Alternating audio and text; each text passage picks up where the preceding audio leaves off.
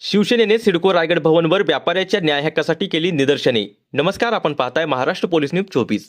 सिडको अतिक्रमण विभागाच्या मनमानी कारभाराविरोधात आज शिवसेनेचे विभाग प्रमुख बाळकृष्ण खोपडेसह उपशहर प्रमुख प्रकाश आमटे, महिला उपशहर प्रमुख अंजलीताई भोईटे यांनी व्यापाराच्या न्याय हक्कासाठी रायगड भवन बेलापूर येथे निदर्शने केली। सिडको अतिक्रमण विभागाने दिनांक 27/11/2025 रोजी सानपाडा तुर्भेतील क्यूएस मार्केटमधील मार्जिन स्पेसमधून काही व्यापाराचे लाखो रुपये किमतीची वस्तू जप्त केल्या होत्या।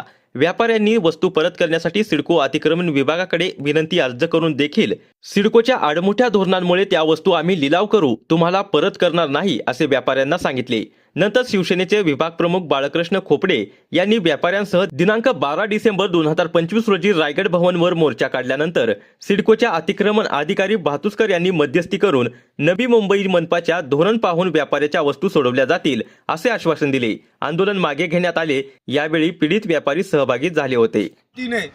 इथे आल्यानंतर जे आमचे सानपाड्याचे व्यापारी होते त्यांचा माल जप्त केला होता, ते देत नव्हते आणि म्हणून आज शिवसेनेच्या वतीने आम्ही या ठिकाणी आमटे साहेब असतील, आमच्या अंजनाताई भोईटेताई असतील, आम्ही आणि आमच्या नेतृत्वामध्ये सगळे व्यापारी आज आम्ही इथले जे अतिक्रमणचे अधिकारी आहेत भातुसे सर यांना भेटलेलो आहोत।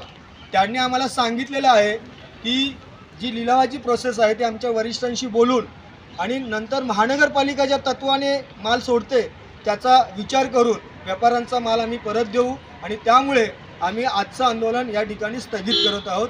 जय हिंद, जय महाराष्ट्र।